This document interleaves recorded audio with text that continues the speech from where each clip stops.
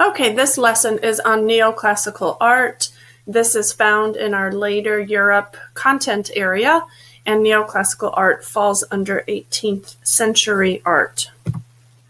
We're going to start with some basic definitions of neoclassical style, and to begin, I do find that it is important to realize that neoclassical style is a broad term that can be applied to decorative and visual arts as well as literature, theater, music, and architecture, and that this term drew inspiration from classical art and the culture of classical antiquity.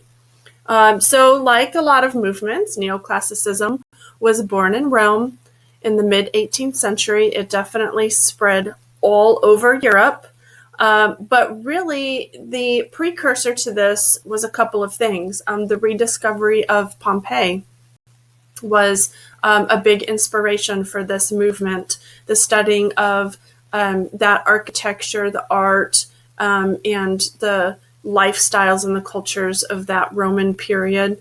But also it coincided with the 18th century Age of Enlightenment, which we will learn more about. But like I've said many, many times, art reflects society. And so whatever types of movements are happening in society at that time, whether it be philosophical or whether it be something to do with educations or wars and things like that, it's all going to affect how art is produced.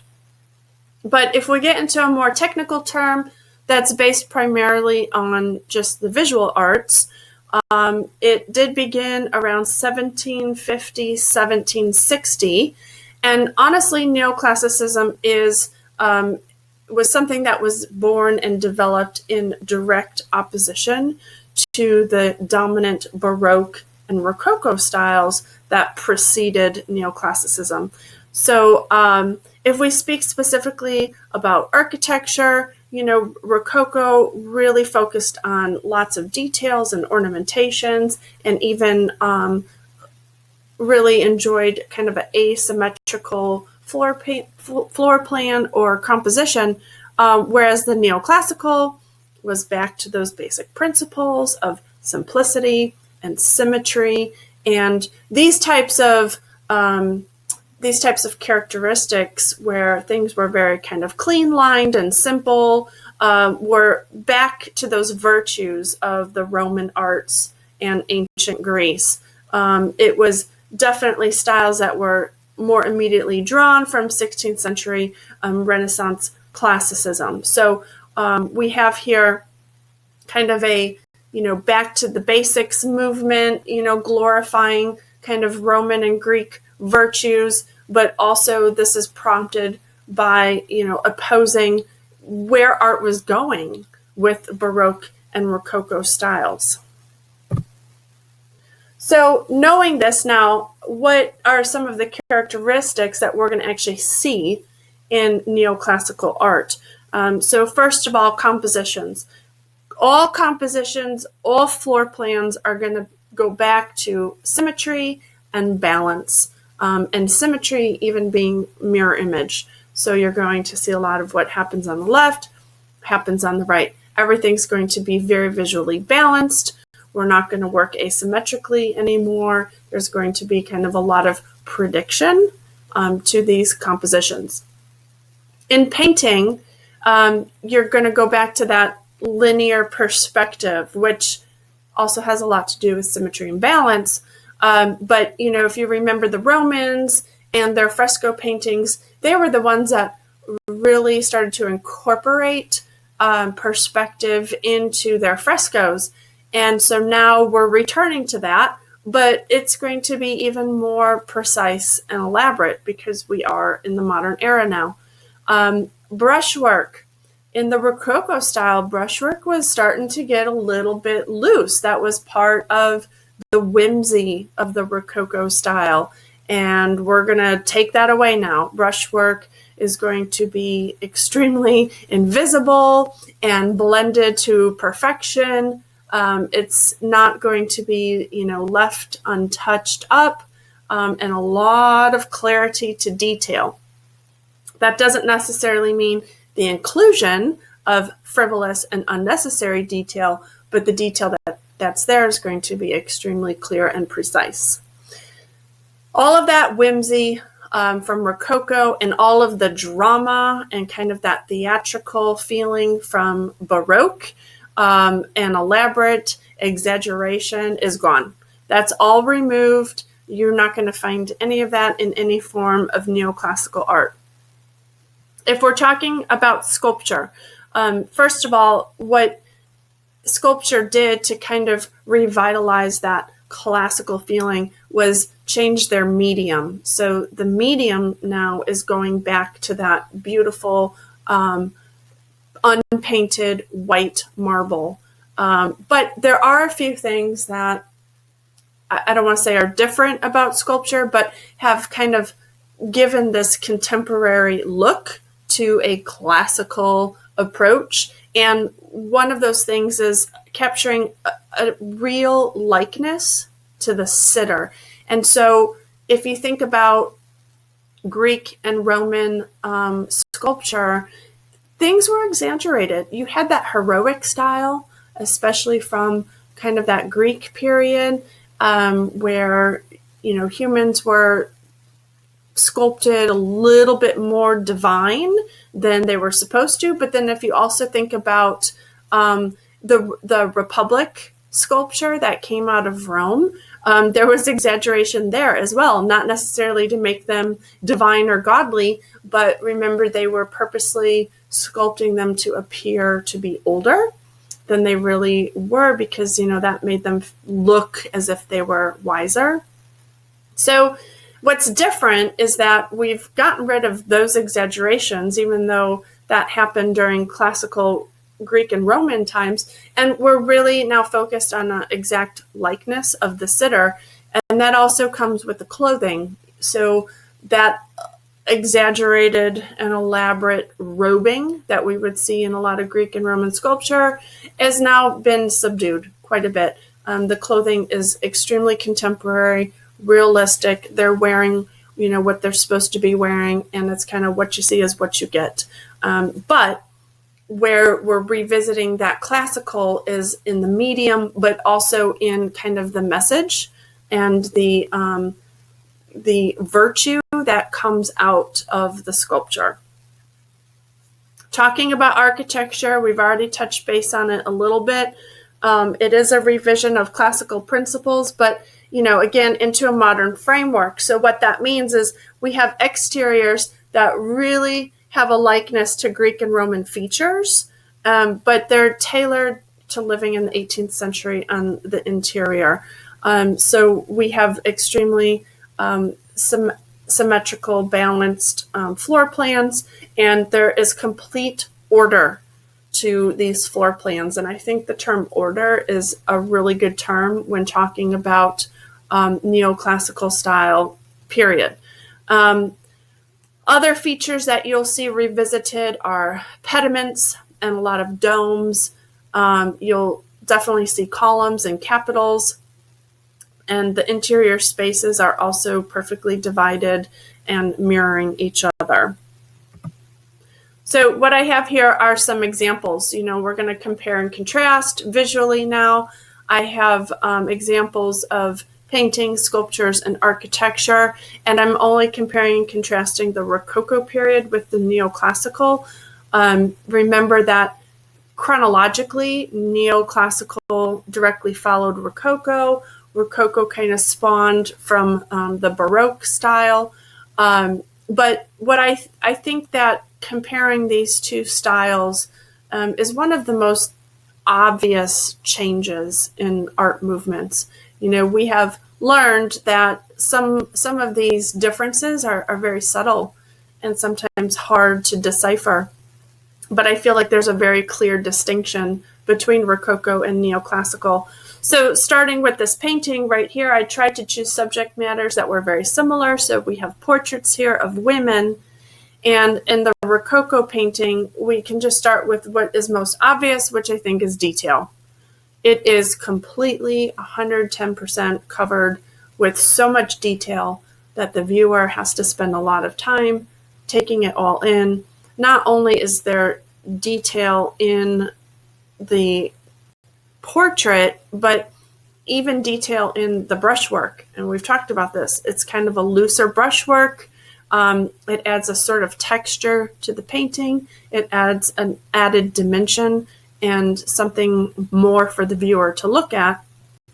You have so much detail just in her dress alone, with all of the threading and the embroidery and the folds of fabric and the outlining of all the ruffles. And then even in the background, I mean, you could spend so much time just kind of mapping yourself throughout the background and trying to take in everything that is happening. Even though we're kind of working with a limited color palette, you notice that the background is mostly, some sort of monochromatic, warm reddish brown up against her bluish dress. So we don't have a wide color palette, but there's so much information. There are so many folds and details and embellishments for our eyes to take in. And then we look at the neoclassical portrait, and the background is almost just void and empty. And that's back to that classical virtue of just simplicity and order. Nothing feels disheveled. Nothing feels, whimsical. I think the most whimsical thing on this painting is kind of this, half smile that we're getting from the sitter. And again, when we look at the sitter, we are now looking at something that is more realistic. So this is that neoclassical style that has this contemporary flair. So let's go ahead and look at the sitters and compare the two. The sitter from the Rococo period is extremely relaxed. She's sitting back. She's kind of, doing some leisure reading. She's almost in a, semi reclined position. She's kind of gazing as if she's, in a daydream. But she's clearly relaxed. She's clearly, just kind of enjoying her day. And in the neoclassical painting, she's definitely not relaxed. She has an upright back. She's not fully sitting. She's just kind of semi-leaning on some sort of table or something like that. You don't get the feeling that, she's there for a long period of time. She's not lounging. She's not really, kind of relaxed or enjoying her mood, even though she has a bit of a smile on her face and she appears to be warm and happy. You are not getting the feeling that she's there for an extended period of time. If we look at the clothing, we have definitely a more realistic, contemporary look at an everyday outfit. Nothing is exaggerated. Again, it's back to that, simple, capturing the sitter as they really are, but the virtue of it, okay, that she there's nothing whimsical going on here. She's not, being, if you even want to call it, somewhat lazy, you could get from the Rococo painting on the left. We have this environment from the Rococo painting that there's so much going on that it definitely feels almost disheveled, or messy, as would be another word.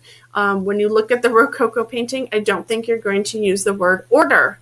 But when you look at the neoclassical painting, everything's put in its place, and you just kind of get this very simple, straightforward, orderly portrait. And that's where a lot of the differences is. There's obvious ones, like all the details, but really it's also about content and order. So we can apply that same information to architecture and sculpture as well. The architecture on the left with the Rococo, even though everything seems very kind of like a repeated rhythm of windows and straight lines. You have a lot of kind of straight lines happening in the exterior of this architecture. But it's all the detail and the ornamentation around it that changes it. You can see there's so much gold and so much molding around all of the windows. You'll see a lot of pastel colors in the Rococo period, which pastel colors are usually just lighter tones. So you take white and you add them to pretty much any color, and you're going to get the pastel of that color. And the use of gold, a lot of gold is in Rococo. But you can see just all of the ornamentations, all of the details on the exterior, and then when you go in the interior, it's completely full. There is not one spot on the wall, on the floor, on the ceiling that has been untouched.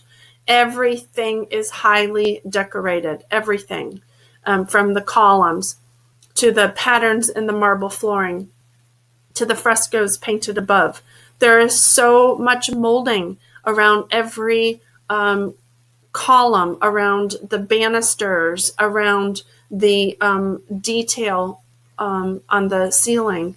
It's just completely highly decorated. And again, you kind of have those whites, those nice bright whites, those golds, and those pastel colors on the interior.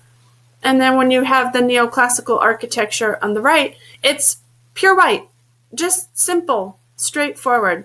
Look at that exterior. What a revisit to Rome and Greece. You have your columns, you have the pediment, you have the dome on top, you have the capitals, you have perfect symmetry. What's going on the left is going on the right. If I cut this building in half, they would be mirror images of each other, including the way that the stairs come up to the front. And then on the inside, it is decorated. Yes, I don't want you to think that interiors were not adorned. They definitely were decorated. They definitely were adorned, but more kind of like that Pompeii fresco, where you have those muted colors and everything is very kind of orderly. You have your virtuous scenes depicted and painted, and then that's it. That's where it stops. You're not going to go the extra mile to add a bunch of details and embellishments. It's just kind of, less is more type of feeling. And then the same with sculpture, again, trying to follow similar formats. So we have the same type of content. We have images of the Virgin Mary, but we have the Rococo versus the Neoclassical. And the most obvious is that return to the Carrara marble, where it's just this beautiful pure white and all of the shadows and highlights kind of happen naturally, versus the Rococo sculpture on the left, where you have your color applied onto the sculpture, and again, working with that same Rococo palette, incorporating lots of golds and ivories and pastels. But then I want you to look at kind of the mood that is created. This is so important. In the Rococo style, everything is kind of whimsical and lighthearted. You almost get this care, I don't have a care in the world feeling. And that was something that the neoclassical style rejected, that they felt that art shouldn't give that whimsical, I don't care feeling, that art should be very serious, that it should be very virtuous. And you get that feeling from this sculpture of the Virgin Mary. It's a very kind of subdued mood. It's, I don't want to say somber, but you can tell that it's very serious. Nobody is having fun in the neoclassical style. It's kind of like, everybody kind of went wild for spring break in Rococo, and now it's time to, reel it in and get serious again. That's why I think that they're very distinct. So now we can start to talk about some of the art from the neoclassical style. And this is our first image from our book. It's image 103. It's called The Oath of Herati. and it's by Jacques-Louis David. It's from 1784, and it's oil on canvas, as will most of the paintings during neoclassical style be. They'll be oil on canvas. Okay, so again, the story is important. Subject matter has changed. It has gone back to those virtuous stories of people with high morals, doing the right thing type of moral to the story.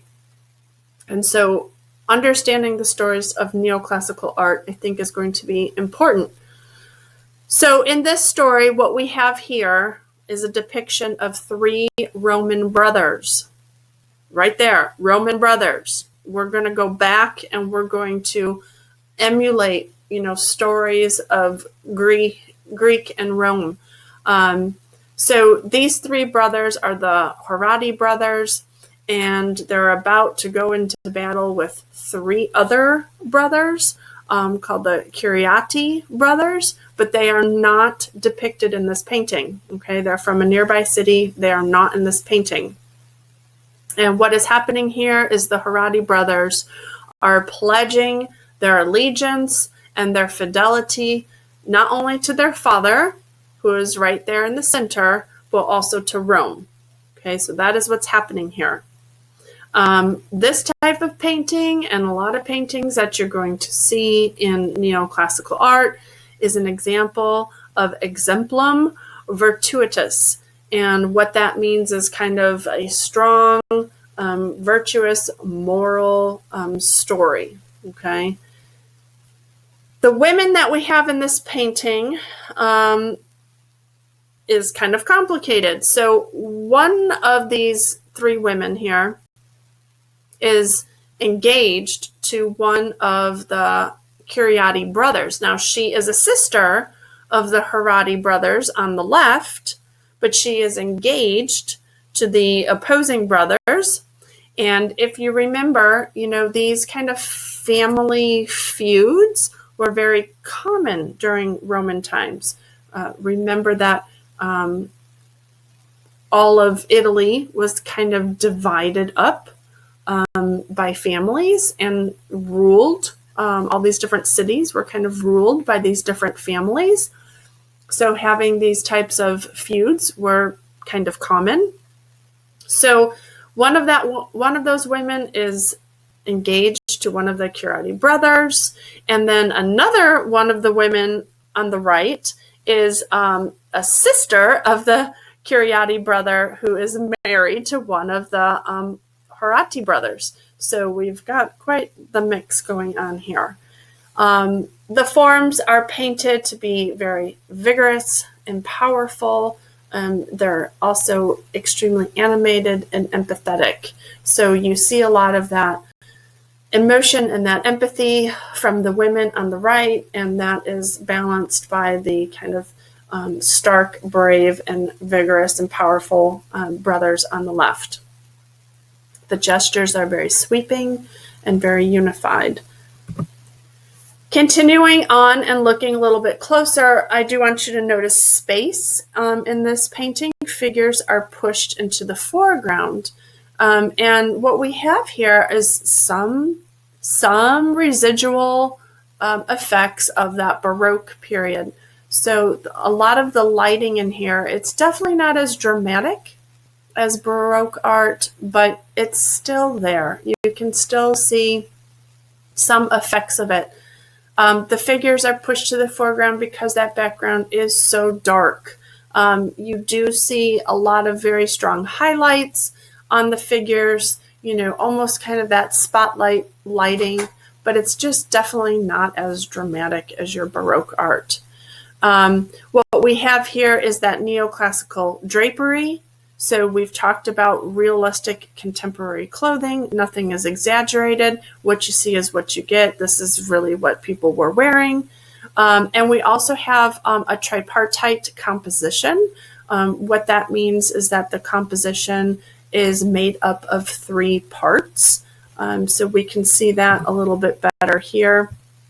If you divide this composition up, we have these important parts on the left, we have an important feature in the middle, and then we have these figures on the right. So that coins the term tripartite composition. This was painted under royal patronage, so royalty did commission this painting to be done specifically of this story. Okay.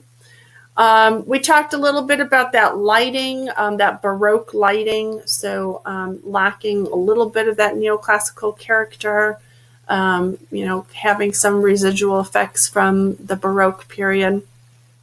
And then we also have the architectural capitals. If you look at the top of this column and you see this capital, that is not a Roman capital. It's not a Doric, it's not Ionic, it's not Corinthian. So we just kind of have this un-Roman architectural capital, which makes it one thing that makes it a little bit more contemporary and not so much neoclassical. But the content, so we talked about that. It is a Roman legend that we are revisiting, that we are emulating, that we are re-honoring. It is a French painting. The artist was French, and you can definitely see how smooth and perfect those brushstrokes are. The details are very, very crisp and very kind of precise. And then the paint itself is just flawless. There's no effect of a brush stroke at all. That's what oil paint can do for you. You can blend it into extreme perfection.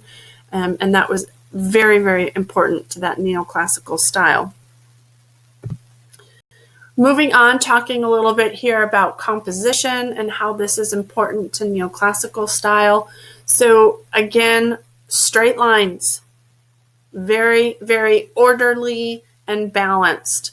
And this is extremely evident in this painting. And I think it's going to be something that AP wants you to be able to talk about if you have to discuss this painting.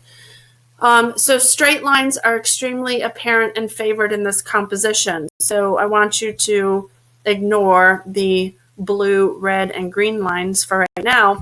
And I want you just to kind of look at the straight lines that occur vertically in this composition. So you have the tripartite composition of people on the left, a person in the middle, and then the people on the right. The people on the right are kind of the only somewhat horizontal things happening here. But when you pair these foreground figures with the columns in the background and these arched doorways in the background, what you see here is a lot of vertical up and down placement of things. You can also see straight lines happening in the tile, and because of their angles, that shows some perspective. But then also speaking about perspective, even though we have these seated ladies that give a little bit more of a horizontal effect to the composition, they're in perfect kind of diagonal alignment with the composition and the walls that show spaces going back. But what we really have happening here is, now looking at the green, blue, and red lines, is we have what's called a convergence of lines. Convergence. So what that means is when you map out all of the perspective lines that are occurring in a composition, okay, when all of these lines meet in one spot, okay, that spot is the 1 point perspective. When all of the lines go back to this same vanishing point, okay, that's 1 point perspective.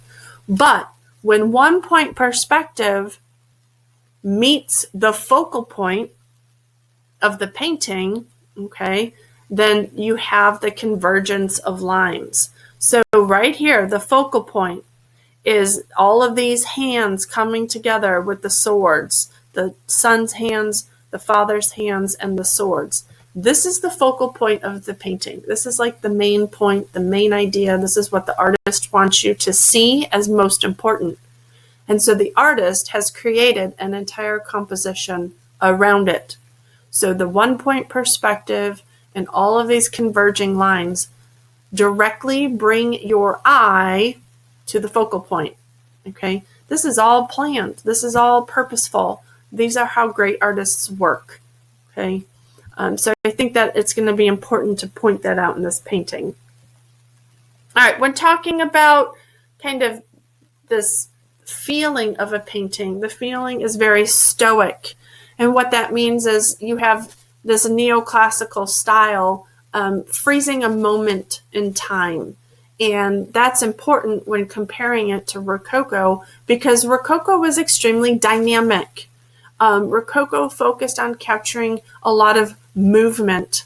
That was part of the whimsy of the Rococo period, where neoclassical is everything is frozen.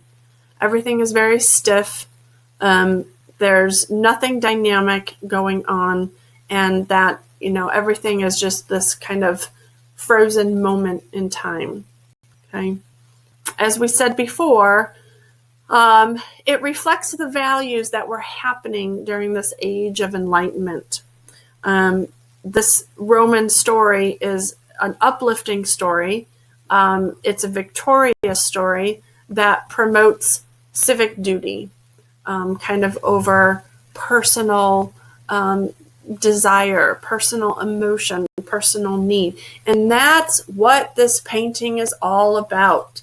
It's supposed to inspire people who view it to kind of commit back to these virtues, back to these commitments of what is important.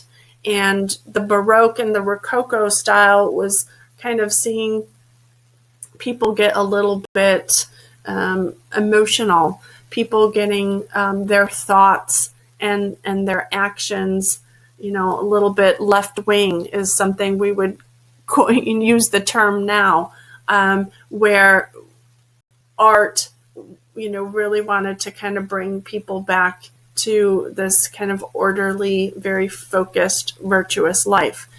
So when you pair that with what was happening with the Age of Enlightenment, then it kind of makes sense that art followed this trend. And so we're going to take a moment and we're going to learn about the basics of the Age of Enlightenment, a very, very brief overview. The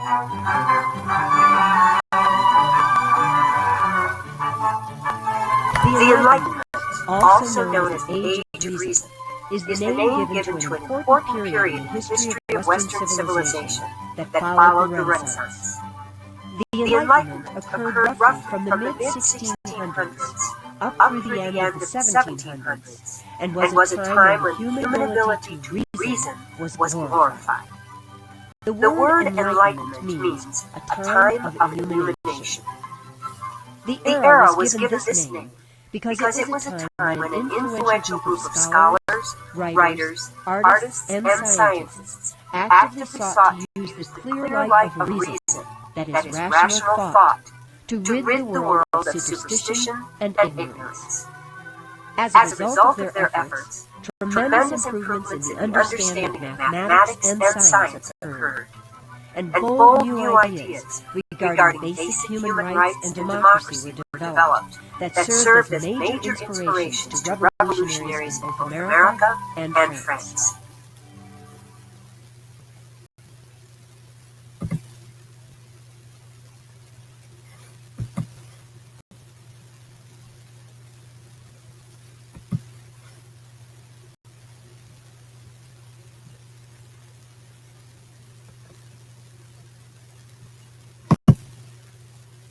Okay, so like I said, that was a very basic overview, and if you think about it, it makes a lot of sense. So we're now dealing with a society who was kind of getting a lot of their bearings through logic, reasoning, rational thought, science, and math.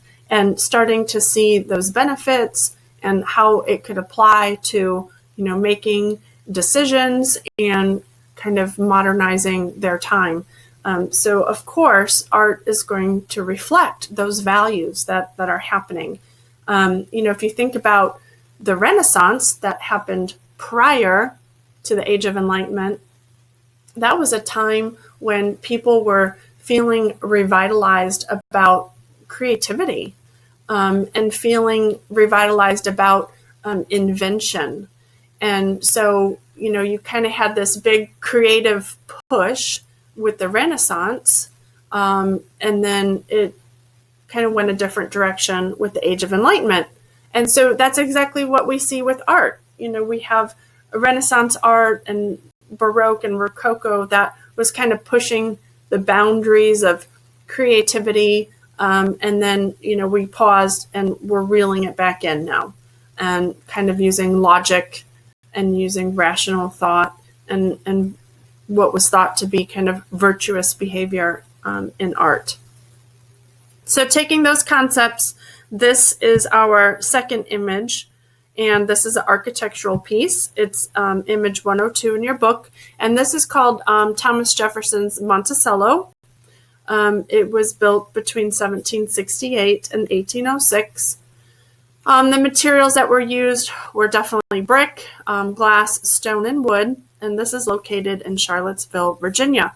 So this content area that we're in later, Europe, it's definitely, Europe and the Americas, but the content area is more just kind of titled later Europe.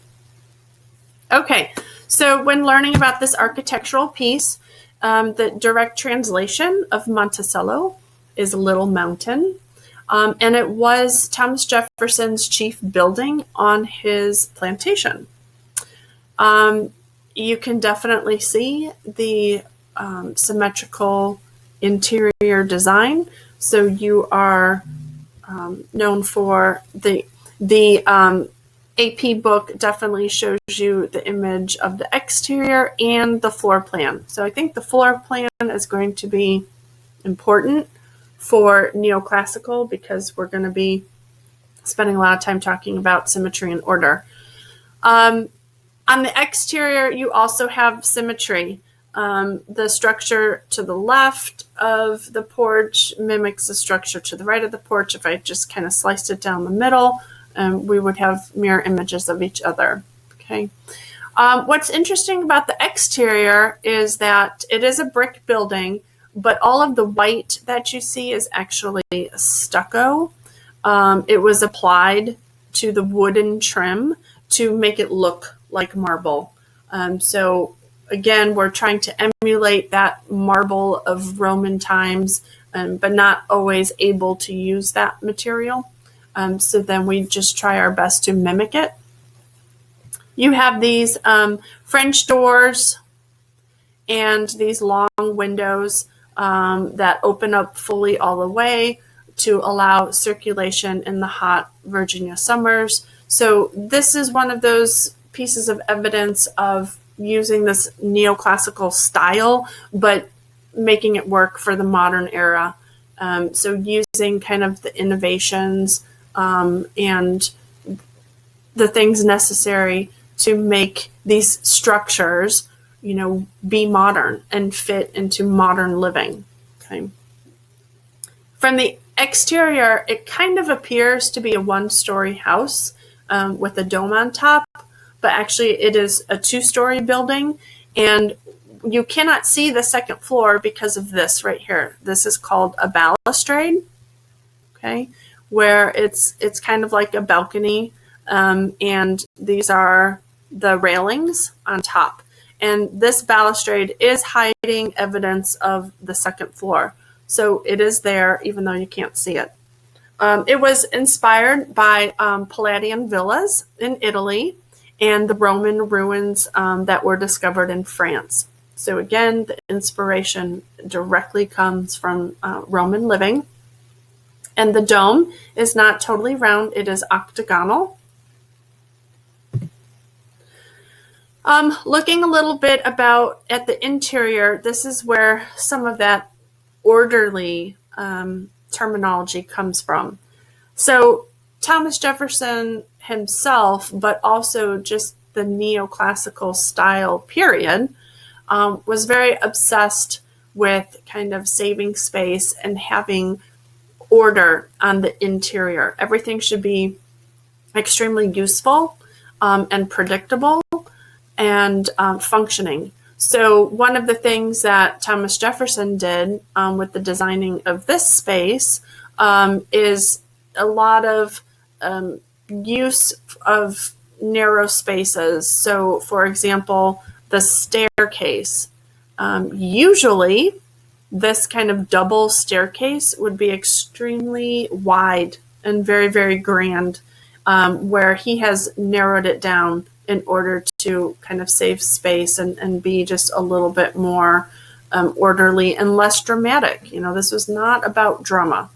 And then the other thing that he did was have the beds actually put into the little alcoves in the rooms. So sometimes they would kind of be little niches that were built within the wall, or they would actually be a space that went between two joining rooms. So, if this was the bed, one side would maybe be kind of like the sitting room, and then the opposite side would be more of like the boudoir, the dressing room and things like that. Overall, though, this space, it has 43 rooms, 13 skylights. It is 11,000 square feet, which is very, very large if you're unfamiliar with that. And it has 8 fireplaces. This is an image of that dome on top, the octagonal dome. Okay. And what I did find, I found some facts that were extremely interesting. So the materials that were used to build Monticello was all local, and much of it actually came from Jefferson's own land himself. So I know that the wood was harvested from his land, and so was all of the stone. It was quarried from his land. But I know that the bricks were locally made there in town. So nothing was imported. Again, they used the stucco to make it look like marble, but no marble was imported. So it was all locally made. And then another fun fact I found that in 1800, Thomas Jefferson had this appraised, this not only, the house, but the land that went with it. And at that time in 1800, it was worth $6,300, which can really put into perspective how pricing has changed. Okay, now we're on our next image, and this is our sculpture image for neoclassical. It's image 104 in your book, and this is by Jean-Antoine Houdon. And this is a sculpture of George Washington. It was made between 1788 and 1792. It is pure Carrara marble, and it is 6 feet 2 inches tall, so it is slightly larger than real life, and it's located in the state capital of Richmond, Virginia. So a lot of neoclassical evidence going on here. So first of all, we have our contemporary clothing.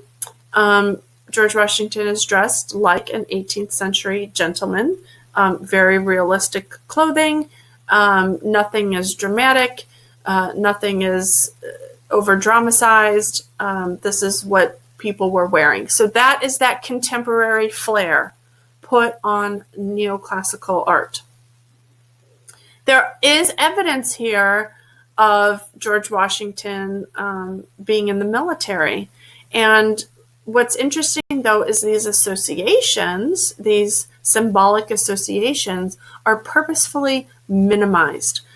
So these little, they call them epaulettes, and this is supposed to show kind of military distinction, but really they're much larger in life. They kind of cap the shoulder and have some fringe on the shoulder, and they're usually much, much larger. If you could picture paintings of Napoleon, they almost seemed as big as his head.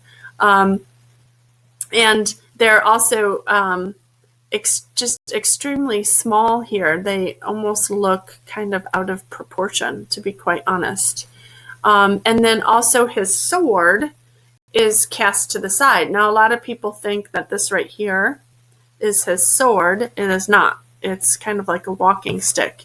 If we go to the next page, this page for a moment, we can see his sword is over here with all these other things that we'll talk about here in a minute. So it's there. It's part of the composition, but it's cast to the side. This is all on purpose. George Washington is not supposed to look like a military barbarian in this sculpture. We're supposed to see evidence of that. That's extremely important to his character, but this is not the image that he's trying to be portrayed at here. So that's important to point out. It was actually Thomas Jefferson who commissioned Houdon to sculpt this portrait of George Washington. The details are extremely naturalistic. This, again, is neoclassical style with this contemporary twist. It's so naturalistic in the clothing that we even have evidence here of him sculpting a missing button from his jacket. So it would have been extremely easy, right, to just include the button, in the sculpture, even if it was missing on the real jacket itself. But the sculptor decided to incorporate that because it was very real and it was very natural, and it was important to neoclassical artists to capture the sitters as is. The same with his vest. You can see that his vest is kind of tight on his belly, and we have a lot of gaps and wrinkling and folding of fabric. How easy would that have been, right, to kind of go back to that Roman or Greek style of making important people almost look divine and heroic. But that was not a characteristic that was taken from Greek and Roman times in the classical antiquity, that this was the contemporary flair. What George Washington, Thomas Jefferson, Houdon, what this sculpture was meant to do is to have George Washington be seen as a man of vision and fatherly grace, to have this kind of very enlightened, almost academic look about him with an extremely kind of, at the same time, soft fatherly gaze. This was the look that they were going for, which is a big part of why his military background is there, but it's very minimized.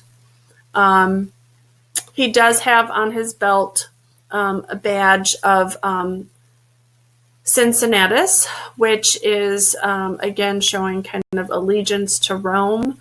There is a plow that is also behind him that symbolizes his plantation and his farming background. It's kind of like an overall, this is your life, George Washington. We're going to talk about, in this sculpture, we're going to symbolize who he is as a whole person. It's kind of like all of the things that he brings to the table, almost like a visual resume of sorts. What we have here, okay, where George Washington's hand is leaning on these fasces. So it's a group of rods that are bound together on the top and the bottom. You can see the binding here on the bottom. And this is just symbolism that is common in a lot of kind of military and political type of symbolism. But what's important to this specific fasces is that the number of rods. So the number of rods that we have here are 13. which are representing the 13 colonies, which even further represents where George Washington gets his support from. He gets his support from the 13 colonies, being our first president and all, and which is also why he's leaning upon these fasces.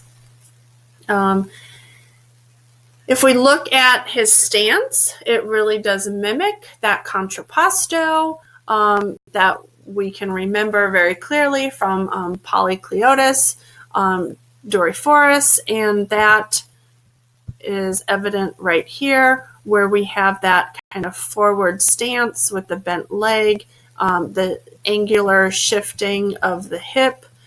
So this, again, is important to the neoclassical, because we are looking back to some of those styles and virtues of Greek and Roman times, and so that contrapposto stance is extremely important here. And then again, we're demanded contemporary clothing. This is part of the movement, and instead of bunches of robings and dramatic attire.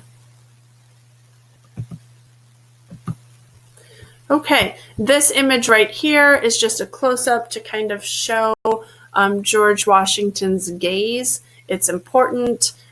He appears to be kind of noble and enlightened, but almost like a protector of sorts. That's why they call it the fatherly gaze as our first president here. They were really trying to, emulate that he is a good father of our country, somebody who will guide us and protect us and lead us. So that concludes our neoclassical images. Hopefully you are able to see a very clear distinction between Rococo and neoclassical, and also understand contextually what was happening in society and in the times that warranted this change. And we will continue as we go through later Europe to see lots of dramatic changes in how art reflects that society.